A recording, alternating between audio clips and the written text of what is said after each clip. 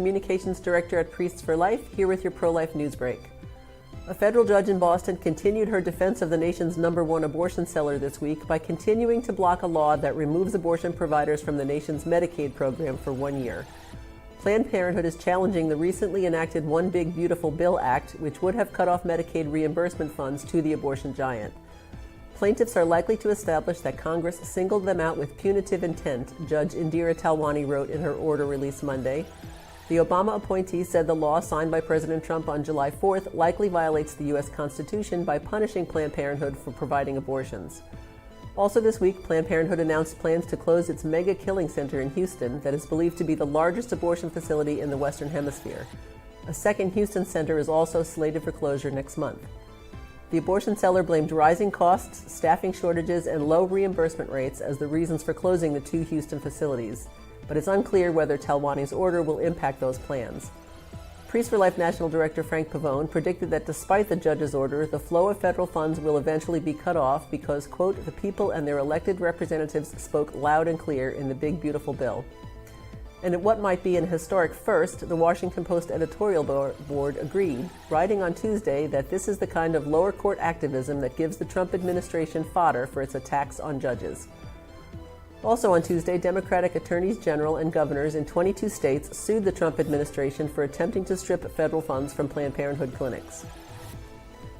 A U.S. Navy officer convicted of killing his girlfriend and their unborn child because she refused to have an abortion has been sentenced to 2 life terms plus 8 years.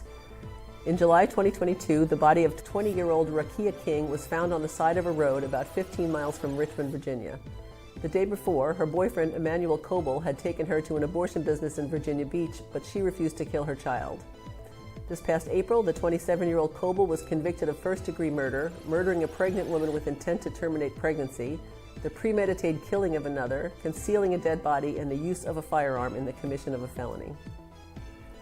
Texas Attorney General Ken Paxton is suing New York's acting Ulster County Clerk Taylor Bruck for refusing to enforce a $100,000 penalty against Margaret Carpenter, a New York abortionist who prescribed and mailed abortion pills to a woman in Texas, where laws protect most babies from abortion and where the use of abortion pills is banned.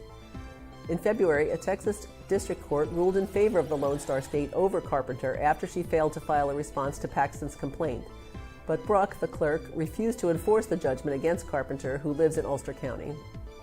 In a press release announcing the suit, Paxton said, Dr. Carpenter is a radical abortionist who must face justice. No matter where they reside, pro-abortion extremists who send drugs designed to kill the unborn into Texas will face the full force of our state's pro-life laws. In a related story, the attorneys general of 15 pro-life states are calling on Congress to pass a federal law to prevent people in pro-abortion states from shipping abortion pills to states where babies are protected. Also, 40 leaders in the Southern Baptist Convention, representing 22 states, this week delivered a letter to President Trump urging his immediate action to stop the mail-order distribution of the abortion drug mifepristone. The Southern Baptist Convention is the largest Protestant denomination in the U.S. Our friends at Operation Rescue this week reported that a Planned Parenthood abortion business in Florida poisoned a woman with the painkiller lidocaine in June.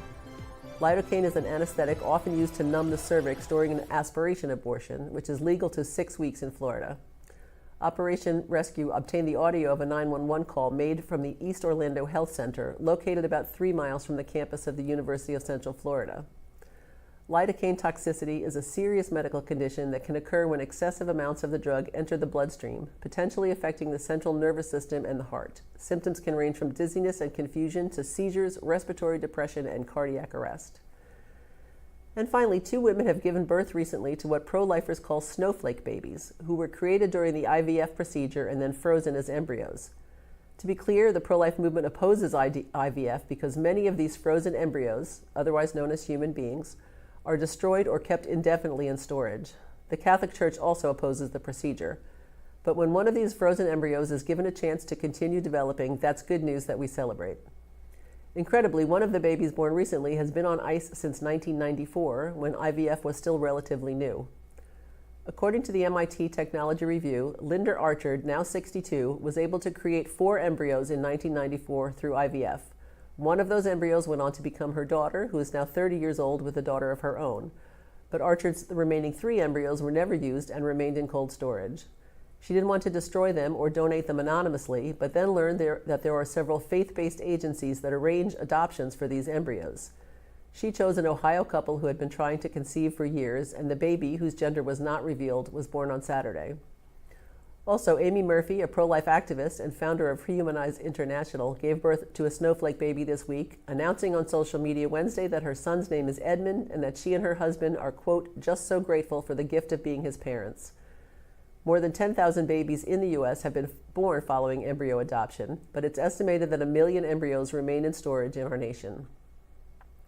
That's some of what's making news this week. Thank you for tuning in, and I hope you will join me in prayer this weekend for Mark Crosby and Dick Schaefer, longtime pro-life activists who were brutally attacked outside of Planned Parenthood in Baltimore in 2023. Their assailant, 28-year-old Patrick Bryce, was acquitted of felony charges for the attacks on the senior citizens, but will be sentenced Thursday on several misdemeanor charges. Please pray for justice for Mark and Dick, and remember, always,